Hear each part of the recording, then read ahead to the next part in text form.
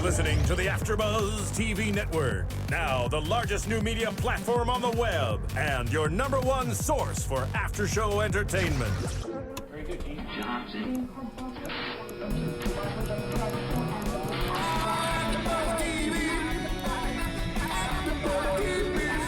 The AfterBuzz Studios in Los Angeles, California, presented by Maria Menounos and Bing.com, and streaming live thanks to Akamai Technologies. This is AfterBuzz TV's R&B Divas LA After Show.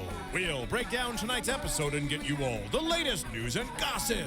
And now, another post-game wrap-up show for your favorite TV show. It's AfterBuzz TV's R&B Divas LA After Show. I was like, who that? What? That's you. That's you. Get it? Hey, what's up, everybody? This is a special edition here on AfterBuzz TV for R&B Divas LA. On AfterBuzz TV, we have Lil Mo is in the building. Yes. And we have another special guest in the house. My man, one of the baddest pianists and musicians in the country, Mr. Philip Bryan is out. Yes, sir. Husbander of the year. Sit bow. He did. He's sitting and bowing. That was, You know what I'm saying? he farted. No, I was Royalty. kidding. When you could play like he can, Yeah. yo, do what you do. Right. Thanks, brother. Do Thank what you do. brother. Little Mo, we have waited for this day. How are you? I'm great. Yes.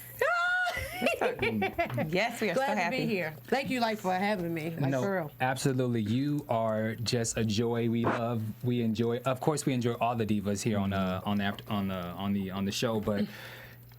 You the truth. You're the truth. You're real. And it appears that you're kind of like the fan favorite of the show. Why do you think that that is, and why do you think you've become so popular? I think just from just over the years, from the beginning of time, I just always been the cool chick, the girl next door. I never had a hidden agenda. I just came to sing, have fun, take my ass home. Right. I never wanted to be a control freak. I never tried to battle or compete, even though it's my cockiness which pushes me to the forefront. Because she always talking about everybody. Oh, she probably hate. No, I have no hate in my heart, my blood, or nothing. I'm 4'11", so my Napoleon complex gets the best of me. So I have to overdo things. Wait, you're 4'11"? Yeah. Just because I got on these heels, I'm your height. Yeah. But baby, I take them off, I'm up to your knees, son. You gotta tell them what you told us earlier when I was talking about your size. You said you were a stripper midget. I'm shaped like a stripper midget. Oh my gosh! I be telling, like, Felipe will pick out my dress. He'll send pictures. He'll say, you like this? I say, if it got stretch in it, she can fit, because you already know. I have to put on my clothes. I have to lift my hands up like this, and he's pulling on my hands like back in the day. But if I try to go from down up, it ain't going past here. And I have the captain. Lord Jesus. Well, we have a lot that we want to talk about, but let's get into R&B Divas. So originally you were asked to be on R&B Divas Atlanta, correct? No, actually, it was never Atlanta, LA, whatever. When I got the email, I say like in 2010, Coco of SWV, she had been speaking to Nikki, I think Selena Johnson, and a couple others. They were tossing around the idea, and she asked me would I be interested. They were trying to get in contact with me. So we had like a couple of interviews and phoners, but then after that, we heard nothing else. So when we saw the show, me and Coco was like, well, I guess they asked us out.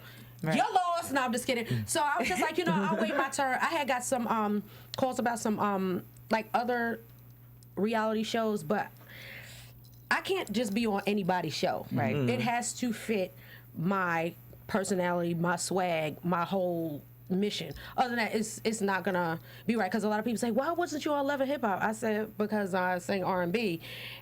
Y'all know me. Those shows, I think, are designed to make people who you never heard of, like, to see their personalities, to see how they come from. I already have a big personality, so I don't think that would have translated well. Or I'm not married to a basketball player. I'm not from Orange County. I'm not Amish. So R&B Divas LA. You know what I mean? But there is a hip hop element to you, though. Yeah, it is, very much so. And not just because of tattoos, but, for like the past, 13 years, I've been singing on everybody's hooks. Right. Yeah. And that's what people have known and grown to love me for. Like those songs, they remember how when, Put It On Me came on, when Hot Boys, even Superwoman, the rap part, still to this day, when we perform Superwoman, when Fab's part comes on, or even my ad-libs and stuff, people lose it as if it just came out yesterday. Well, wait, I have a story. I was at the Starbucks on Crenshaw. Okay. where the bowling alley used to be. Does Magic Johnson own that one? I don't think so. Had to ask. I don't think he owns this one, but I was in Starbucks with a couple friends, and these women started talking about you know how braids have kind of resurfaced, and so one of the girls had the hairdo that you had with the braids going back, the cornrows, and from the hair conversation goes into, yeah, girl, you know this was a spot where Lil Mo shot the Superwoman video at, and Oh yeah, that's right. yeah, I totally forgot. I did shoot that in L.A. yeah. Wow. So my braids conjured up a conversation. In Starbucks, which used to be the bowling alley where you did the scene where you shot, I'm like, yo, that's crazy. Look at God. Yeah. About 12 years later, he's still in the blessing business. Right. Wow. Yeah, so that's crazy, but an entire conversation started because of the braids, the hair. Did you know these women? I did not. So you was eavesdropping. Absolutely. You tried a little bit, Bamm. Right. That's kind of messy of you. Well, you know what? Yes, it was messy, but you know, you've also said that you're nosy too. Very. So my question to you is, what's the most nosiest thing you've done? Child. I'm just a Snoopaholic. Call me Snoop Dogg, baby. Like, I can't think of anything that I haven't. That's from church. Like, my mother just like, oh, girl, I got some hot gossip. I love hot gossip. I love messy tea. I love, like, child, did you hear what they just said? Oh, Lord. There's nothing that I haven't heard. That's why people say, you heard? I'm like, child, that's old news. As soon as it happens, it's like hot off the press. I get it, like, soon as you know it. Has being nosy ever caused you to a confrontation? Like, you know, why would you know? Chances are I've never been stepped to because people know that I come in peace. I come in love. All I want to do is have fun. I'm like the female version of Kevin Hart mixed with Snoop Dogg mixed with like, because the comedic side gets so much of the forefront. People just know I like to have fun. So if anybody ever steps me, yeah, I heard you say, I'm like, nope, here go the receipt. I got the audio. Trust me, if I ever get that messy, I got somebody sneak filming it.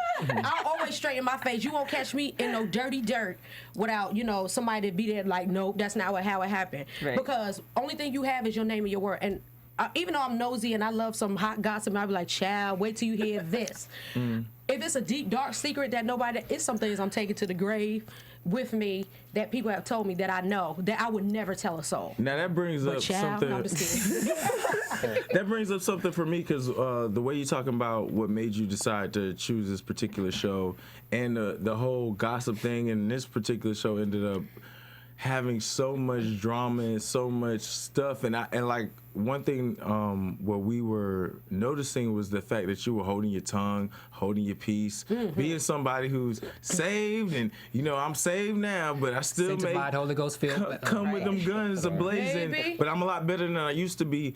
Did you feel like this show was a great decision for you, and in the sense of what you had going on and where you wanted to go, and then what you had to deal with? I felt like it seemed like a bomb was dropped on you from a real person's perspective and someone who has real issues going on in their life. I thought that you were just the epitome of somebody really going through stuff, because there was times you were holding your tongue that I knew I would be in that situation holding my tongue, thinking the same thing, and then when you blew, I was like, Right. It's only so so much. I'm like, I don't know if you made it, like, I wonder how you saw when you got onto the show, what made you think that this was a go, and then when it comes to what you actually ended up experiencing, what was it what you thought it would be?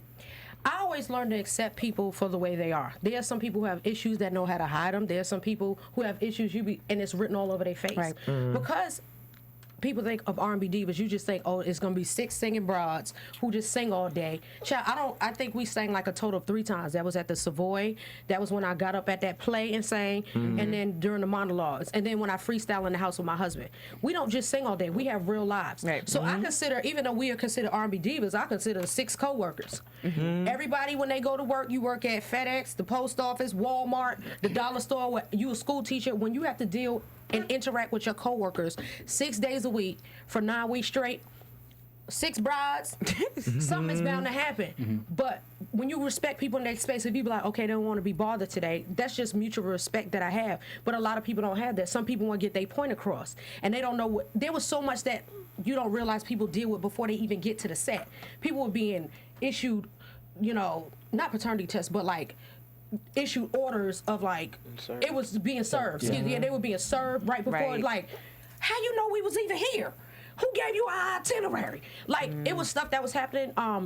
there was so many situations. I even dealt with stuff like with my daughters flying from the East Coast to the West Coast, my husband flying in and out. There would be days I would be like, well, I got to get to set, but he have to get to the airport. So you don't know what you dealing with, but you still have to go in there. As soon as them cameras start rolling, you get mic'd up. You got to be ready. You can't come in there with a hidden agenda, be mad at what happened at the house and bring that to set. This is your job. This is my livelihood. So this platform, I didn't take it for granted for the simple fact that I know this is TV. This is the biggest platform that any of us as an artist can ever have. You can put a record out, nobody don't buy it, but you're on a TV show, chances are those 600,000 to 3 million viewers that are technically supposed to lock in them PPMs, them count, they might be like, oh, because we rock with her now, we're gonna buy her music. That's the reason why a lot of people who do reality TV put out a website, start selling clothes, and is winning. Put out an album. K. Michel'le's a prime example of somebody, you can say what you want, but she rocked, she rocked this whole reality TV situation.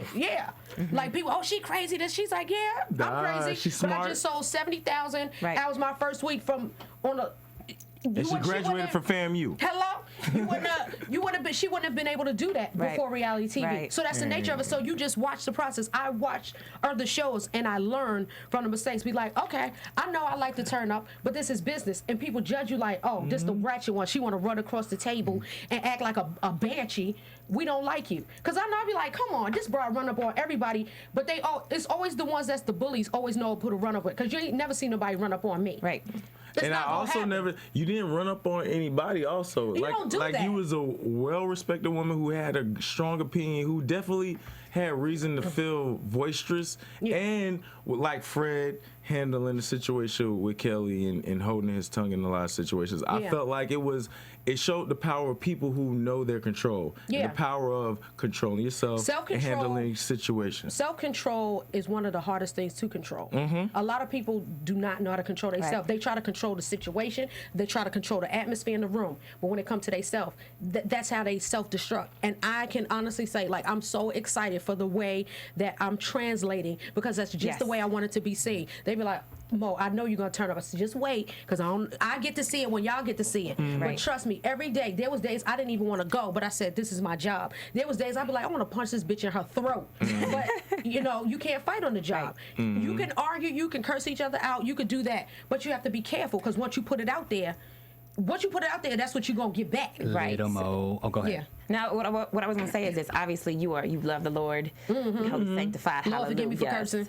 But how did that affect how you are on camera? Because, you know, sometimes, like Dawn said, where's your God? Now, some people will think just because you lose your temper or just because you have a bad day that you no longer know God. How does your faith affect what you do or how you live on TV? My own pastor doesn't even ask me, where's your God right now? So someone who I don't know what her faith was, for her to ask me that, it rolled off of me like a bead of water, whatever them saying is, because I know she not even saved.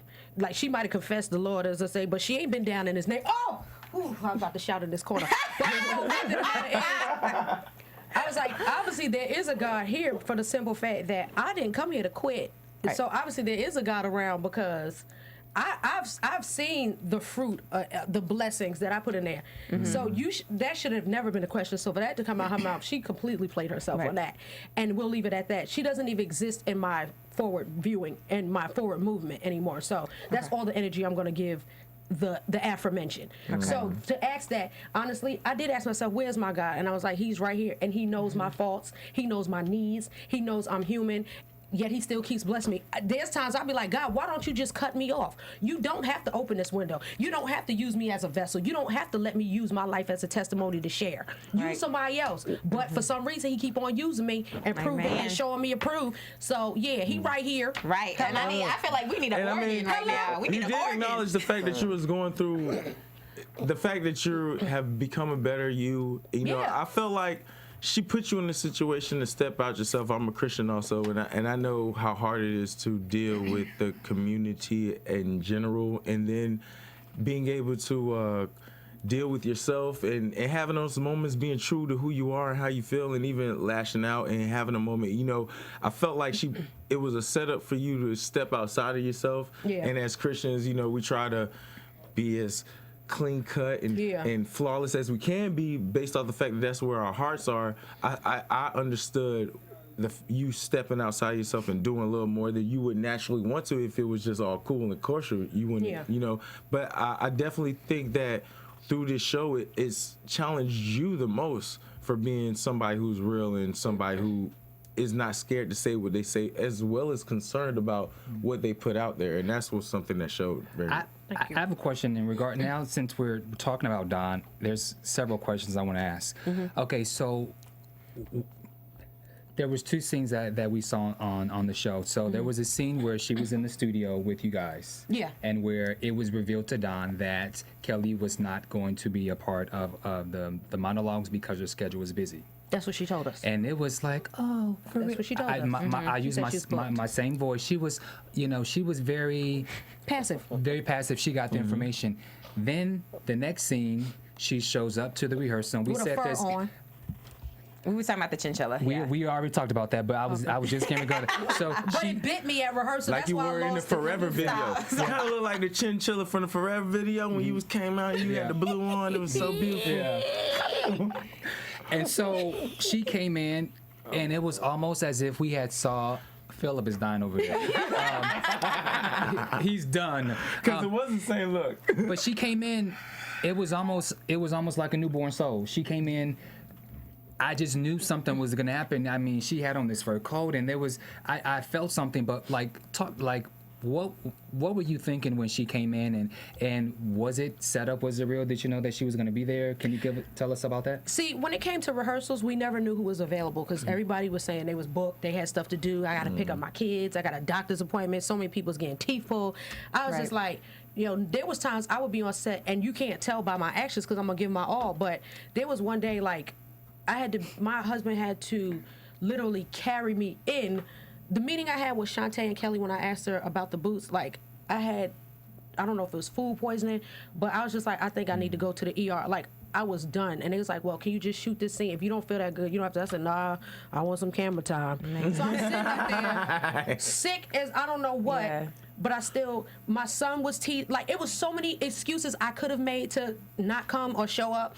But when it came to rehearsal, it was always an open door. If you're available, these are the times Fred will be there. Those are the emails I got. I can't say who was CC'd on it, but I saw a list of names, and we were all privy to this information. So whoever showed up, you just would never know what time they would be there. Oh, I can come 7 o'clock because I got to get my clothes from the cleaners, or I got to turn my greens off. It was always something. So when she sauntered in, it was like mid-scene. I didn't even know she was going to be there because I didn't know if she was booked or nothing. So even when she came in, it was like, okay, nice of you to join the class. What's good? And then she came in, she had a real melancholy mood. So I didn't know she was going through things during the show too, like things I won't name because I'm just like, child, right? I'm just praying for your situation. I hope God pull you through it, but it's gonna take your faith, the size of a mustard seed, to move that mountain. But I didn't understand why she came in. And so when she's like, so we sitting there chilling, like, so we blah blah blah. She's like, so I'm not gonna do it either. So I hear that and I'm just like, Ruh? I had a Scooby-Doo moment, like, So mind you, my husband and them are still waiting at the airport. I dropped them at 4 o'clock that morning. It was like by 7 o'clock that evening already. He was sitting at the airport for hours with my daughter, still on standby. When they had to fly to Phoenix and wound up coming back to LAX because he switched his plans to fly back home and take our daughters back so he can rehearse and do that scene with Dawn. So when she came in, she said she quit. I couldn't even text him because he's in the air. So I believe I still have the text messages where I was just like, you ain't gonna believe what happened. So I'm sitting there like, you still have the text? Yeah, I have all the text messages. I save everything. There you go. One thing I won't do, you will not catch me half-ass sentenced. Like, I'm not going to, it's certain things I won't do. There's no reason for me to lie. There's no reason for me to go to jail. And so was there any other things that we didn't see that was said, mentioned, or thrown? No, it was nothing, never nothing thrown. Okay. Contractually, we wasn't allowed to be violent. We were told, right, not only contractually, but to our face, listen, drama, conflict happens. But where conflict comes, resolution has to be. Like, I can't sit here mad at you and beefing with you and just be mad. Life is too short for that. So if you want to beef, you talk it out, you hash it out, because through us, people are supposed to say, yo, okay, I can love more. Like, I shouldn't be mad at you for no reason, and we can't hash it out. If we're going to agree to disagree, then that's how you carry it. But you can't, you stupid bitch, and then you walk away and just like, that's it? Yeah, there's that's no resolution. Stupid. Yeah. So you stupid bitch, because you had left the car on and my kids was in there, and now I got a ticket because because my dog done died. Like, you have to have a reason for your anger. But if you throwing stuff, that's something in you that ain't got nothing to do with this show. So I'm not gonna throw nothing at no child. Well, I thank the producers for putting that in there. This is the one thing I probably violence will is ever unacceptable.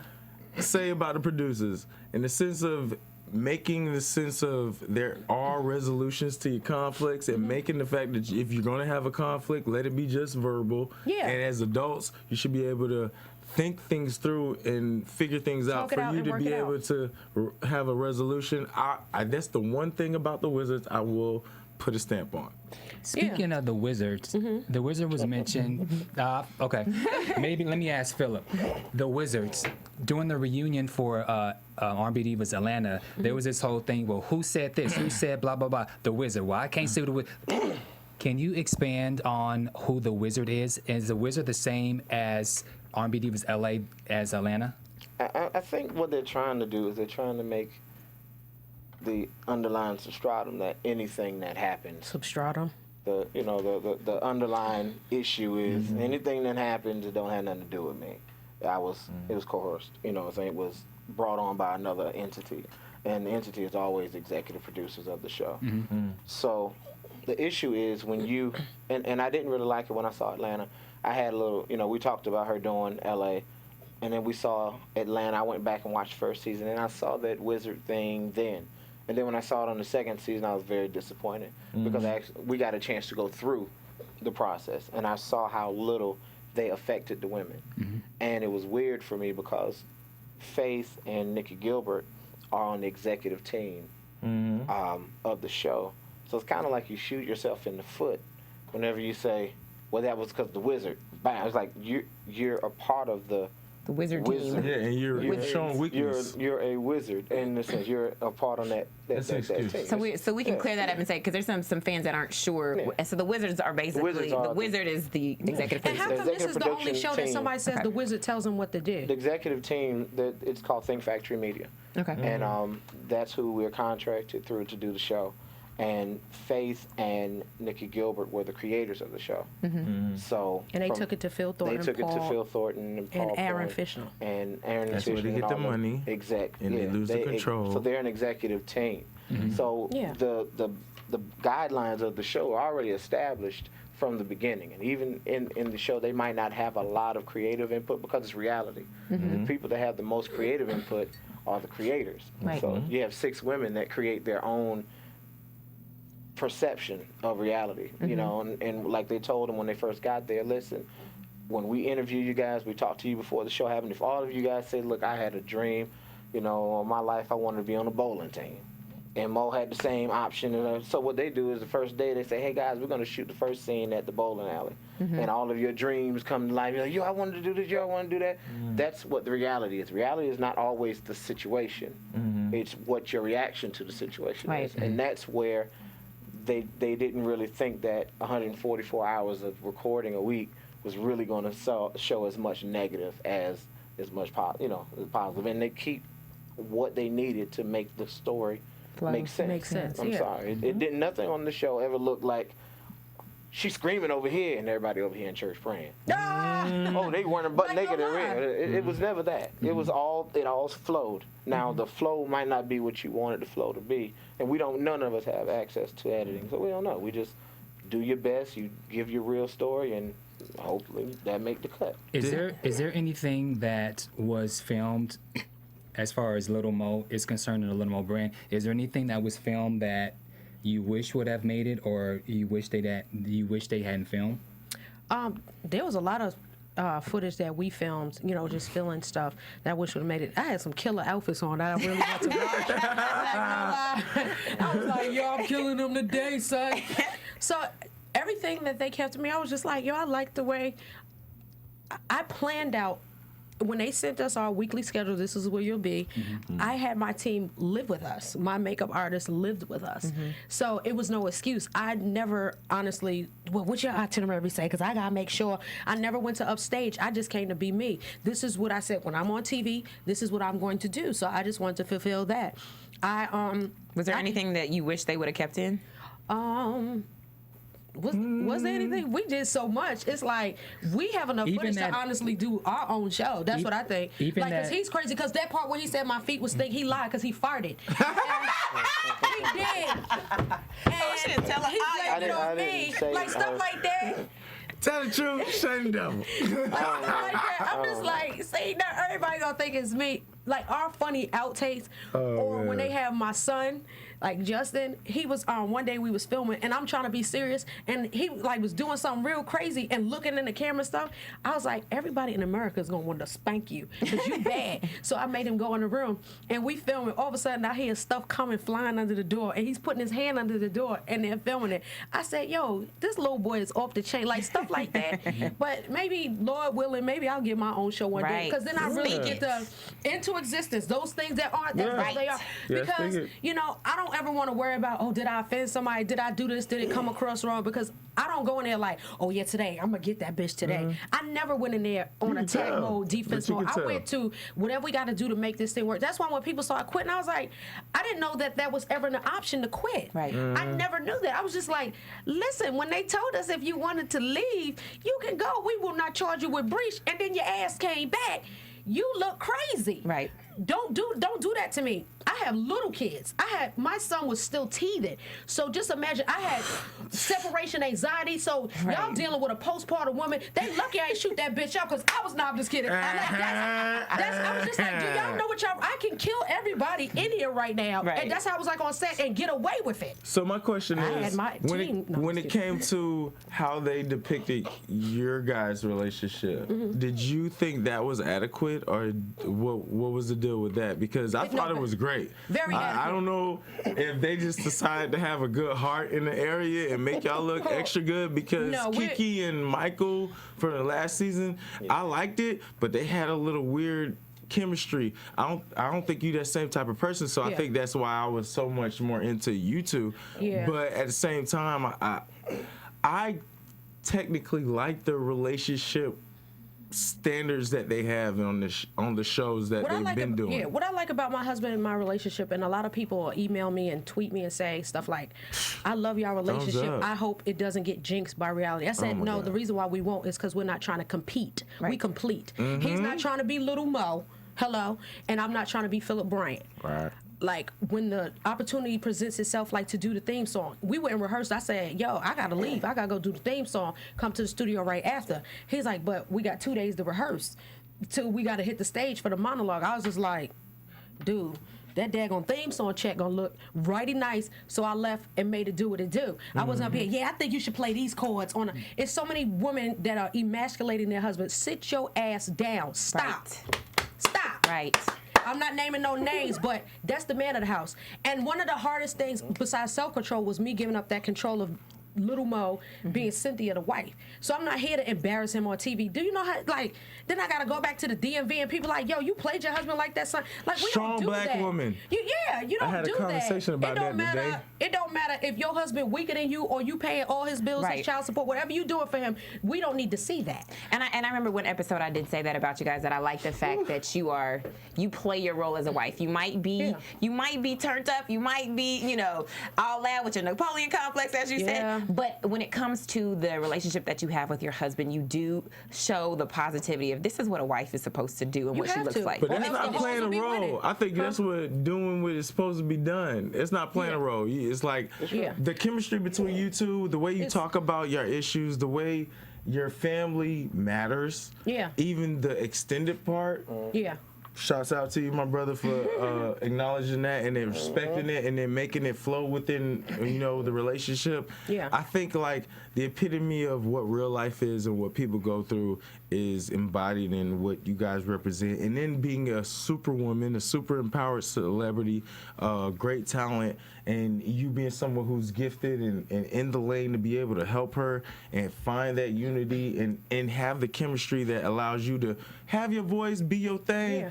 But I see your role and the power within your family. Like, I pray for that, you know, daily. You know what I'm saying? I have a couple questions. When you guys were at the Grove, and we discussed this on the show, when you had the whole family at the Grove, some of us thought that it was a little abnormal to have that kind of conversation at the Grove at Farmers Market. Was that? I mean, why have that conversation there? Well, I mean, it was more to the conversation.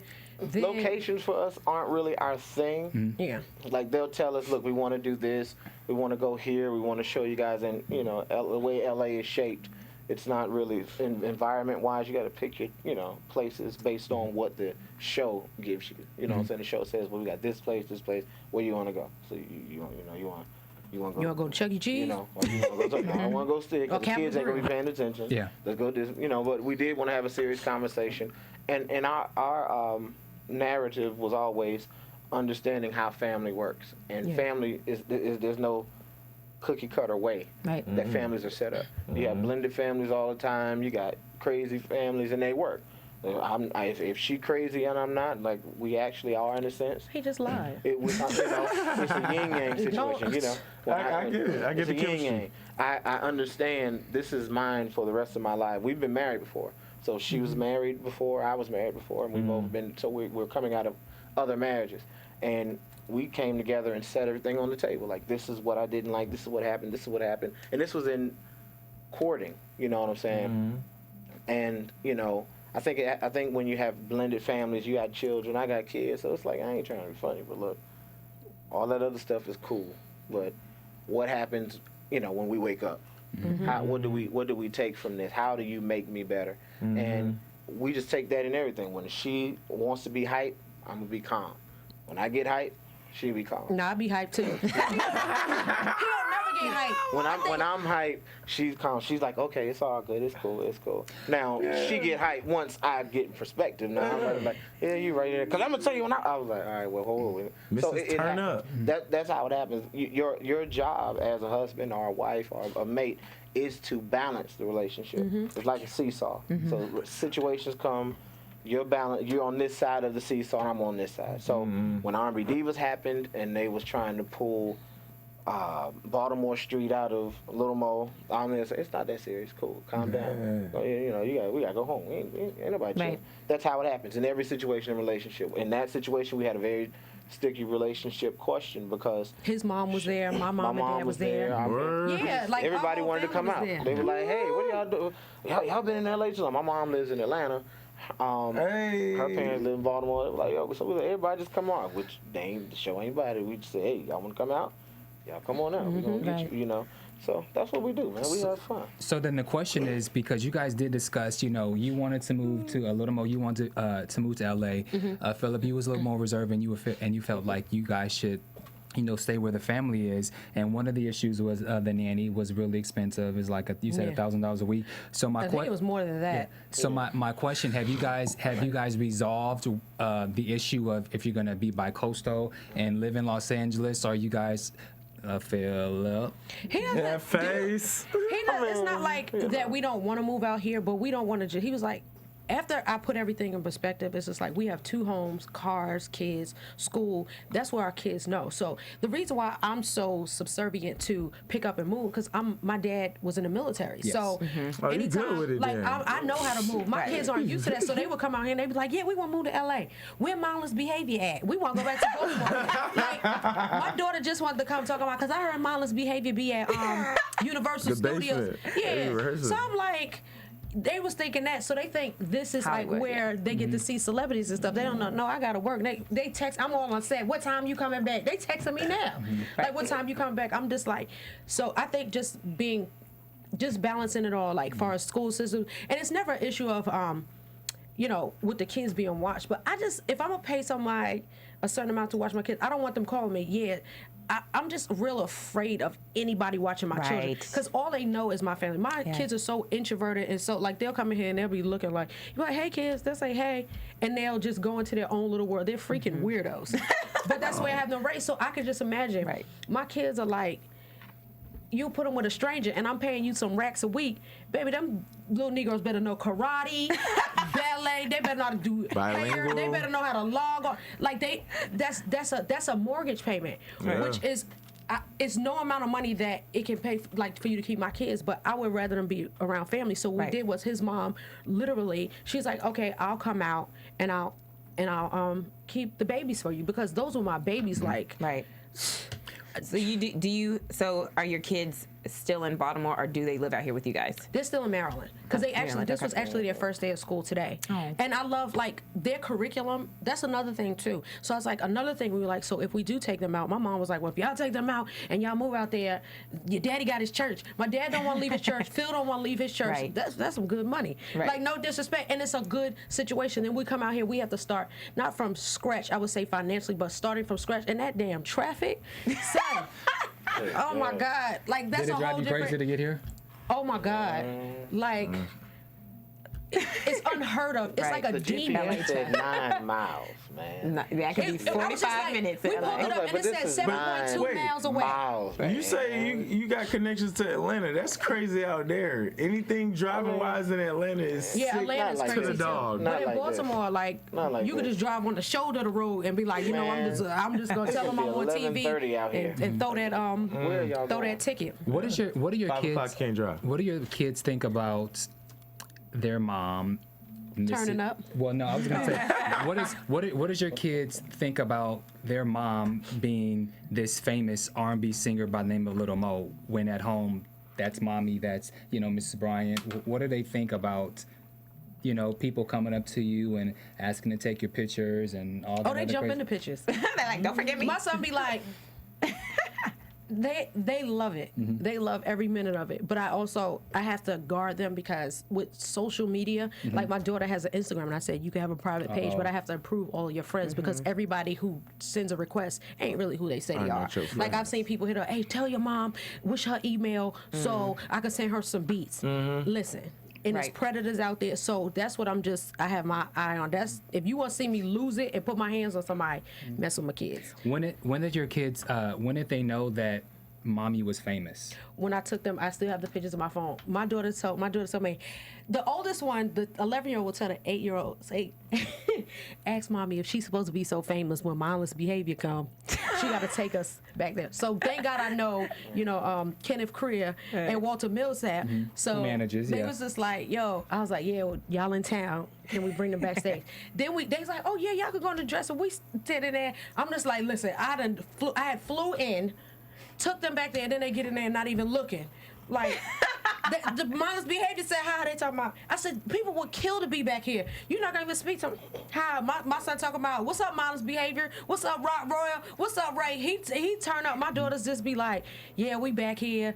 They'll tell their friends that. They just love that. So that's when they knew I was really famous, when I took them to see mindless behavior. But other than that, they're really not pressed. They just like, oh, mommy on TV. Fame for them is different. Yeah. When you grow up in a certain environment, you don't realize your environment until you switch, until you go somewhere else. So, mom's regular.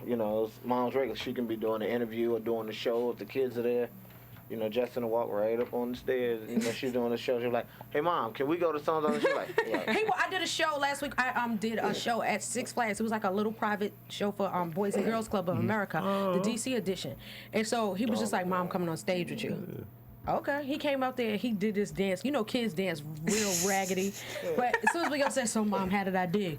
And so he really did. And for him, that was the biggest thing to date that he's ever And done. he thinks that makes him famous. He just wants to be seen. So I'm the husbander, as they keep saying. So I have an issue. I have to be like, son, your mom has to do a show. People paid her to do so and so. like I'm about to go on stage trying to get my mom right. He's like, but I want to go on with mom, and then you see the tear fall out, and you're like, and I now he's gonna can't say, take my it. dad is me. But I do have to ask this question because I've been YouTubing you two a lot, and not only are you a great musician, but you can really sing. No disrespect to you, but your runs are crazy in your range. Okay, so I heard him humming. I didn't want to say Yeah. nothing, but I heard him humming. It was like, So yeah. So I saw you one yay. So I have a couple questions. I saw you one, yay. Do your kids, do they have the gene? Do you know, are they playing music by ear? Do they sing? Yeah, Heaven, which is the oldest, 11. Heaven can play piano. Heaven.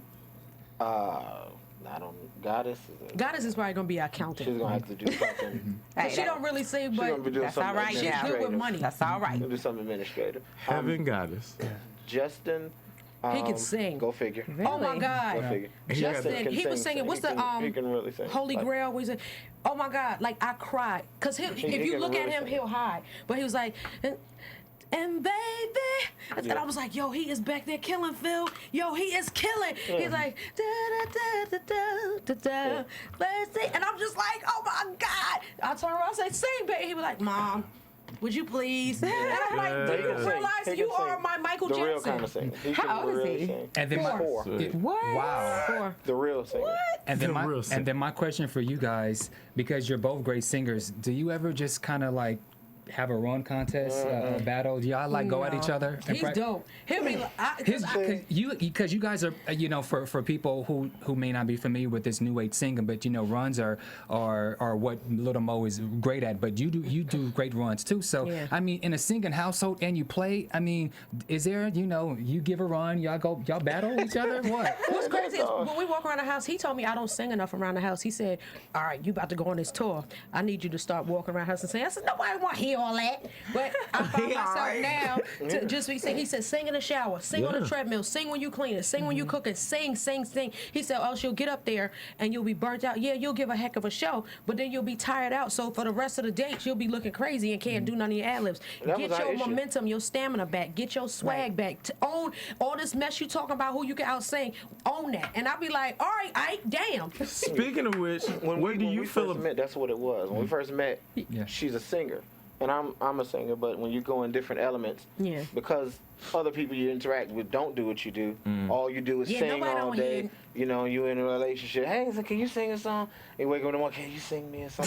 So for us, Right. Like me, I was like, can y'all sing? it's a burnout Yeah. to sit Right. there. And so for us, the opposite of singing was just conversation. Just Right. Talk about something. So we laugh and joke all day. All so day. what we did was, the issue was, then she had to do a show. She don't remember none of the words of the song Like because she no lie. ain't been singing. Because as soon as she walk out the booth, we back on regular joke time. So then they be like, well, we want you to sing that new song. So she be like, what new song? Exactly. And so that's how it happened. So that we had to get back into, this is what we do for a living. So, that's it happens. If you guys, I mean, I'm just saying, if you guys just want to give me a little Ebony and Ivory, a little Rick James, Tina Marie, a little something, y'all He feel. doesn't know any of those songs. Like, he doesn't even know R&B We'll music. take church songs. Okay. I don't know any R&B music. His Well, eyes I on was the I saying only stairs. know what I'm contracted to do. Like if an R&B you wanna artist pay call me? me, I learn their music. Oh, well, his eyes on the sparrow is always available. Pay that. But Say something, Philip. I wanted to ask this. Well, Let him sing. Let him sing. Let Oh him sing. no! No, we got I to was hear you giving. sing. Do you think? I'll start it off.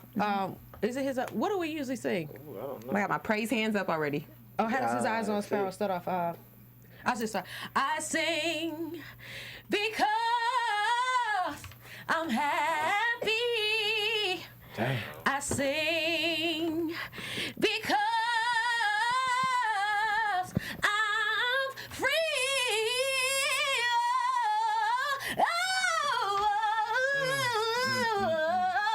His eyes are on the sparrow. Go. Did you fill up? Come on, I don't even sing that high. Oh, well. No, you can do your thing. The acoustic singing. And I is set for know that. you watch SBA.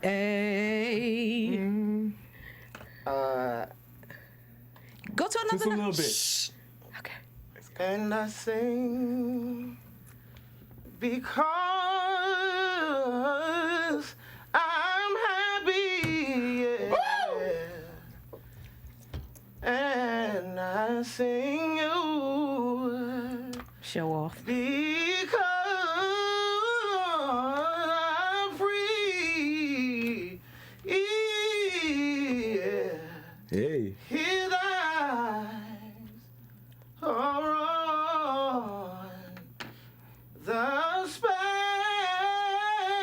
sparrow, and I know he watches me. In the building. We just came show from Juicy Ron. We just came from sushi rounds. I'm sitting there like, yeah, and I'm burping. Sit down, chilling, laid back, You guys doing your thing. What? I'm over. The benediction was given right there. Amen. Oh my God. But we're not going to end now with all this singing. We have got to go into some R&B divas. So my question is, I want to talk about the Broadway in the Hood because you sung "Thank You, Lord." Now I loved how you didn't want to sing, but you got up and sang. And Philip, he was fine. He was playing the keys, getting your note together, and you was. I get it. So, with that whole ordeal with the Broadway in the Hood, let's talk about that a little bit because Tori was on the Tori called in and he spoke about some of the things that how he was portrayed and some of the other women didn't want to sing, and he said that when he was told by the producers to go ask if one of you if all or one can sing, he said that one said, "Oh hell no," but he didn't reveal who it was, and then you basically sung and the rest of the girls bailed out. Do you think that although they were called at the last minute, do you feel that you girls should have just got up and sang something, or do you feel it's a right where no, I don't want to sing? I mean, when you're an artist, especially when you grew up in church, they calling you, we got Sister Cynthia in here tonight. Come up here and sing. And they said, if you don't sing, the Lord gonna take your voice and give it to somebody else. So all my life, I was thinking that there was like a voice string attached. God was gonna pull it out and just fling it around the room. It was late, so I understand the hour being nigh, but I just think that was a great opportunity to showcase what you can do. Now, he could have easily told the producers, I don't feel right, but he asked. Right. And so because we didn't have a collective song to sing, we were in the vestibule like, so what could we sing? We have Phil here, he can play, but because we had such a doozy at the Savoy when they asked us to sing like a Iggs solo, we was just like, listen, everybody's voice does not blend. And that was the issue. That was the issue. We did not want to sound like we was barking. Okay, right. I don't mean to point fingers. I do. I said that several times on this show that just because people, if you have a room full of 10 singers, just because they're all great singers do not mean that they could blend. And Lil Mo, you just co-signed. Thank you for that. Yes, sir. And that was one of the issues in Vegas. But yeah, someone did, I don't feel like singing because I don't want us to sound crazy. But at the end, when they said, we're going to ask Mo to come, I said, y'all coming? If y'all going to come, then come on. But don't let me get up there and tear it up. Then y'all try to run up there and then try to howl. Like, no. Now, so that's why I passed the mic to who I wanted. Because Claudette was going to sing. She just said, I don't really know any church songs. I said, well, it's too late to try to sing an R&B song that nobody knows. But Claudette was ready. And I was ready. They wanted and Shantae wanted some to of them wanted to do it, but they didn't like how they were approached. Yeah, and it was when random as you have hell. a camera stuffed in your face, it's kind of hard with a camera in your face to be able to be yourself because you're already looking. A million people gonna say, "Oh, these are kids."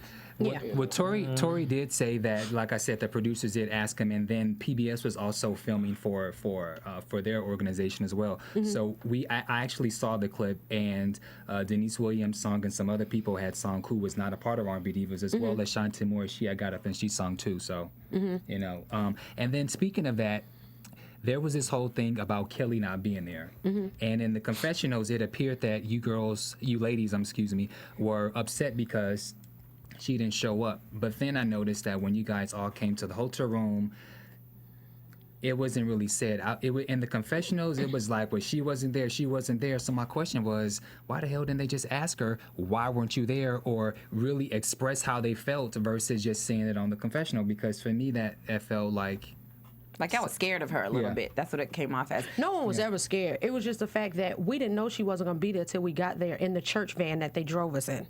So she was supposed to come and leave, which we knew because we were like, oh.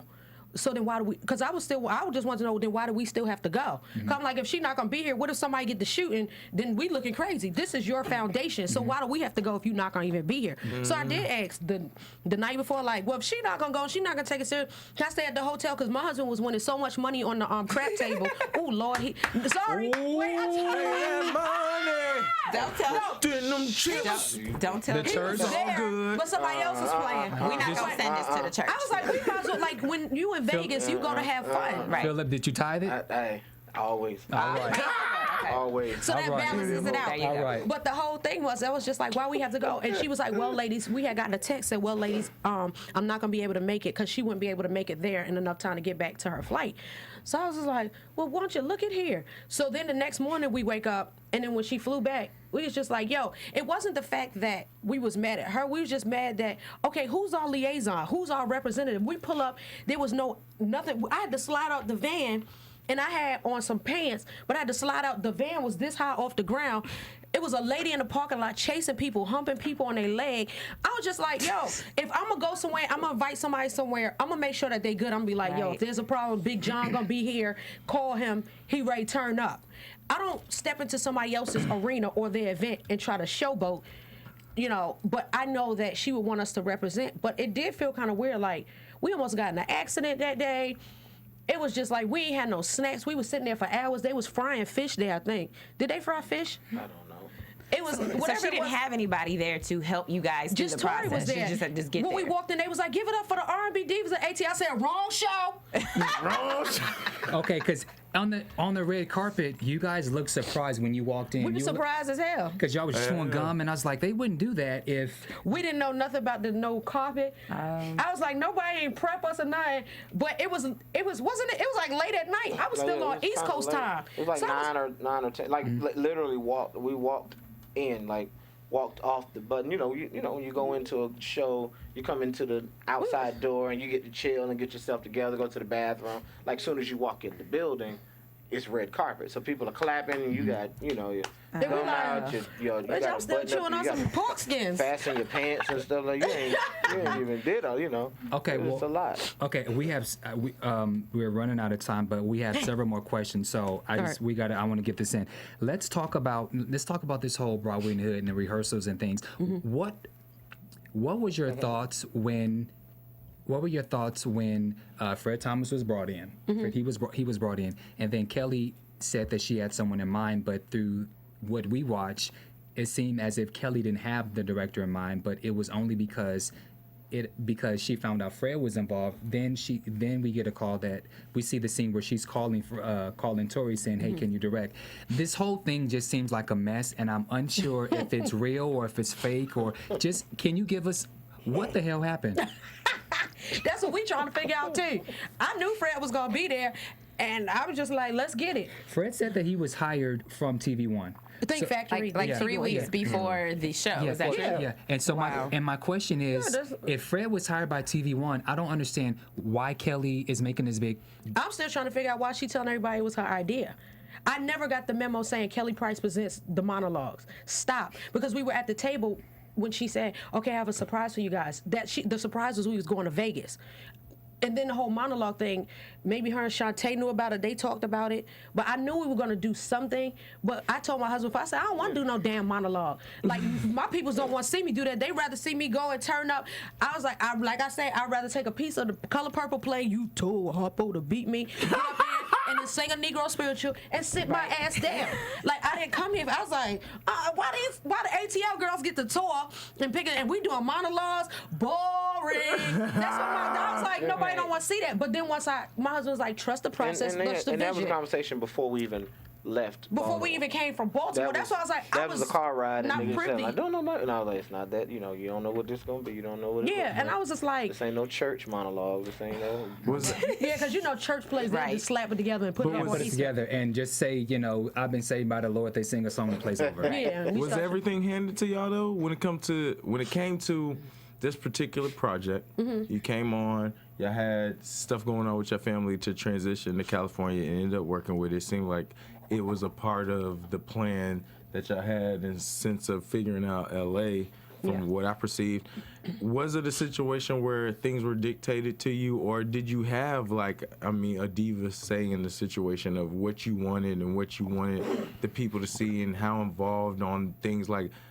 Did they get you from the ground up, or more so it was like, here we have this diva show, it's been going great, we want you to get a part of it, and we're kind of going to tell you what's going on? They'll call you, and because I wasn't out here, I had to do my Skype interviews with our showrunner. Her name was Robin. So she would literally ask questions like, so what's your story? For anybody, because she'll be like, well, I know who you are, but for people who don't, what do you want to tell them? And whatever you want to tell them, I have to write a story around it and be like, yeah, child. So I would literally be telling her she was like my shrink. So I'd be like, yeah, child, I just got off the phone with the child support people, child. I ain't got child support in a year. She'd be like, would you mind sharing that story? So she'd be writing this down. And when she's talking to other girls to make it make sense, my story made sense for the monologue, but it wasn't supposed to be, okay, I'm not getting no child support. I got to get my weave tightened. My husband got to fly. That had nothing to do with our finale. Those are just B stories and side stories to keep it interesting so you can basically sell yourself. To be like, this is why we rock with you. This is what you want to put out there. So that's why I had the meeting with the lawyer. They was just like, would you mind doing that? You know, I always got asked. I don't know, maybe because I showed up on time, I was nice, and I asked questions. I'd be like, yeah, so... like, what can I do about this situation? Because I think that this will connect well with my fans. Like, when I met with the lawyer. Because at first I was telling my husband, like, yo, like, I had to get a release for my daughters to be on it. I said, what if my ex-husband doesn't sign off on it? My sister, I'll get him to sign. I was like, yeah, but you can't coerce nobody to sign it. So all it did was take it for me to just ask. So I was just like, okay. So I would tell them, okay, I have the paperwork for them to be on the show. So can we, because...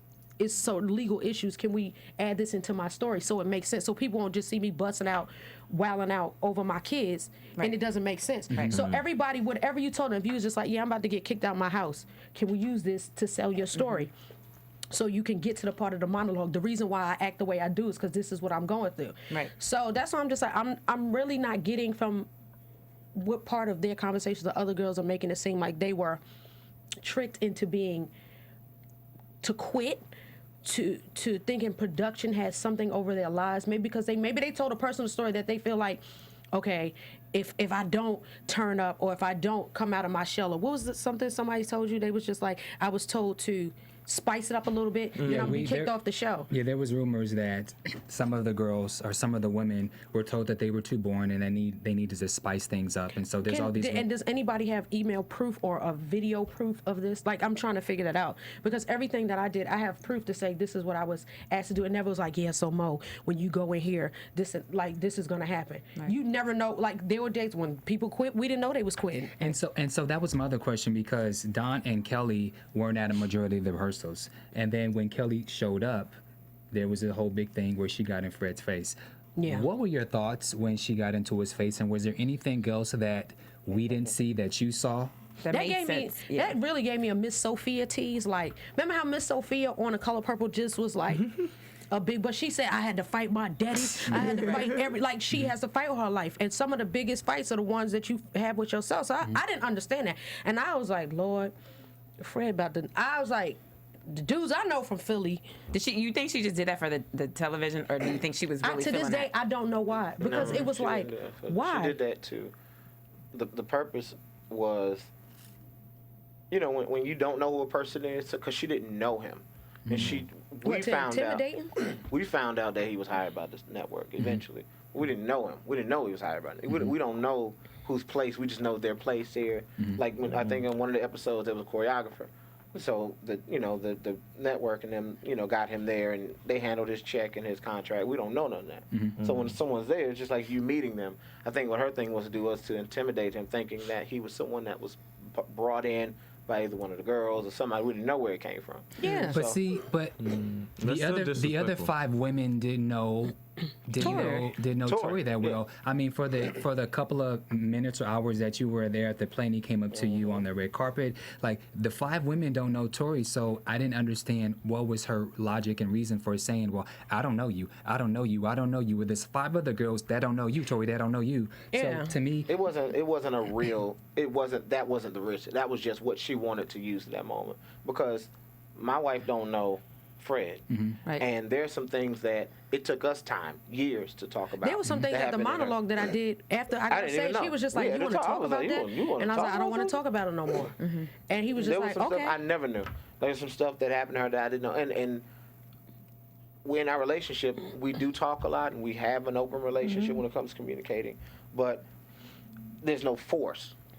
Everything is what do you want to deal with? What do you want to talk about? What are you going through? Now, if I see something or she identifies something, you deal with it. But you don't spend your time talking about, all right, so at 15, what happened? What about in May? Anything happened in Everything May I need to know about? Right. What about August? Anything I need? You don't do that. You allow what needs to happen. You're there. I'm here.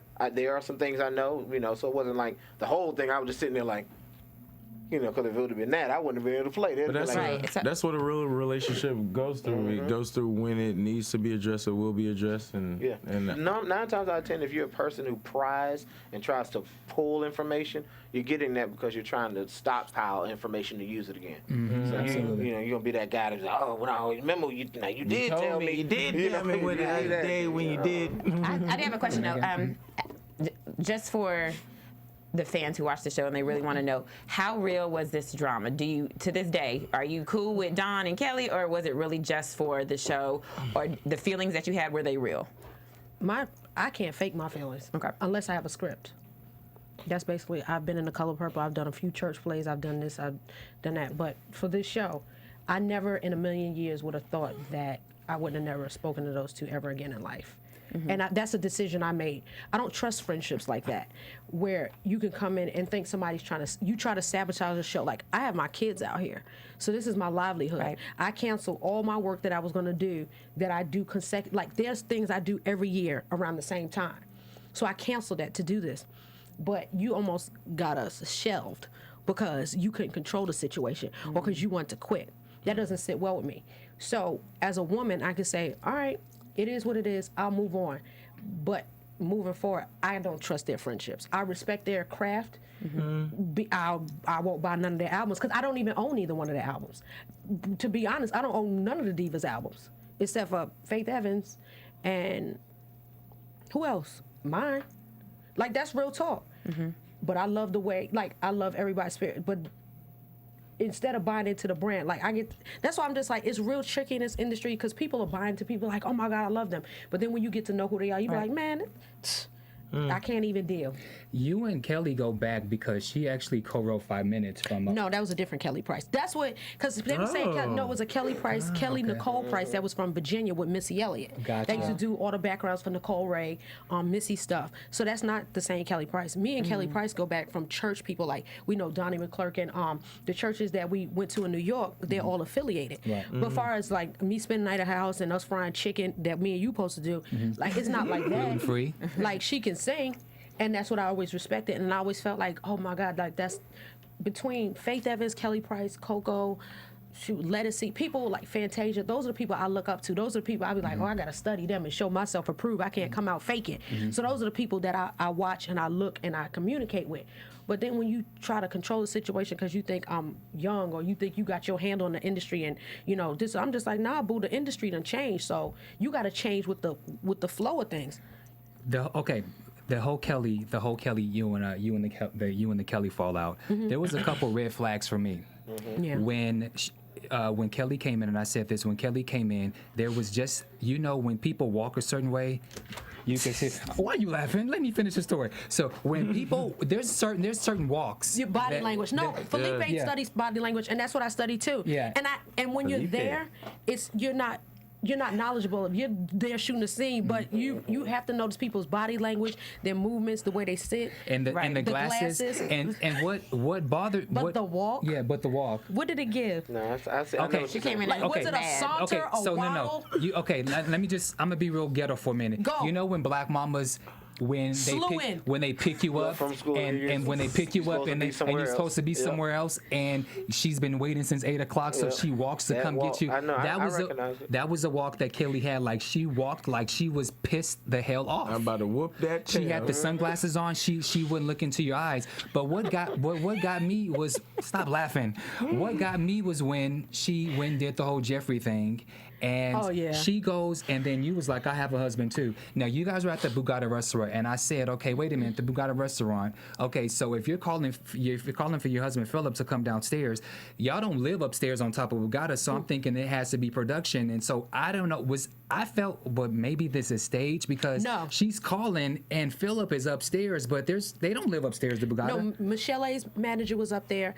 Her and they had shot a scene, but we were all because that was the location for the day, that's where we all were. Bogota, it was a couple other places that we shot at, like, because that's where our contract was. So for that scene, I was supposed to be sitting down and talking to her, be like, are you going to come back to the monologues? Because now Dawn quit. And I was going to tell her, I think Dawn quit because of you. And I just want you to come back. Even if you just come, because she told us at the restaurant, they edited it out. She said, listen, my schedule is booked, but if I can get off that day, I'll come there. She told me and Shantae, I'll make a pie. This I'll is host. Kelly? This is Kelly. Okay. She said, I'll make a pie. I'll be the loudest one in the audience. I'll cheer y'all on. I'll even host. Whatever I can do as long as my schedule won't allow it. So that was like a release for us, because I was just like, okay, maybe she let it all go, and she was just like, you know what? As much as I want to be in control, let me let these girls do this, and once it takes off, then maybe I'll come to my senses. But then when she came to the restaurant that day, like within that interim, the day that Dawn quit, I don't know what happened in between that, because I used to go to that church. Dawn called her and talked and was messy. Mo and Dawn got into it, and then Kelly hadn't talked to me no more. Kelly and Dawn had a conversation off camera. Dawn called Kelly after the issue, which is normal, which happens in life. The issue with reality is they can't capture you 24/7. So many things happen at nighttime. You download, you know, all that stuff, pillow talk, friends talk, and all that stuff. So that's what happened. Dawn got on the phone with Kelly, told her what happened, because I was talking to Kelly's husband that night. Me and Kelly's husband used to hang out all the time because the girls are recording. Okay, and again, and he told her, he said, tell your wife, call me. So I texted which is what we were doing. And I called her and said, call me. When in the question you're asking, we were upstairs chilling. Because I said this last week, why do they have these two grown-ass men involved in this whole...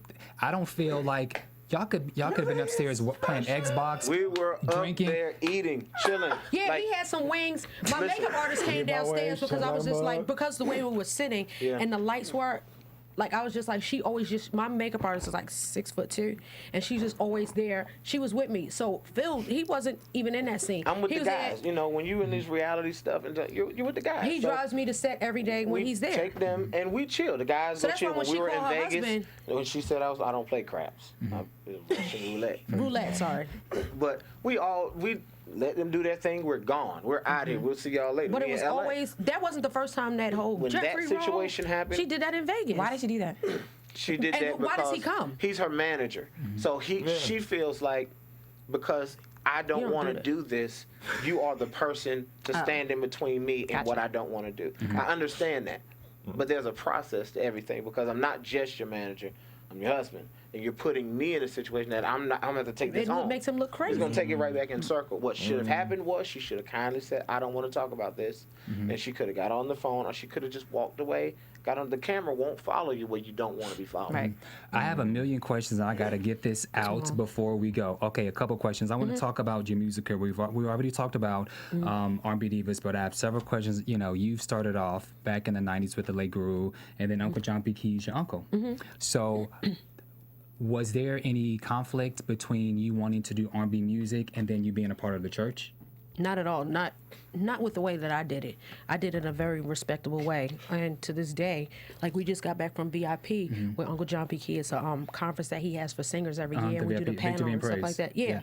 So I do that every year. And he was like, you still can rock a church, because they called me to sing, and I'm hopefully going to tour with him as well this year. What's your favorite John P. Key song?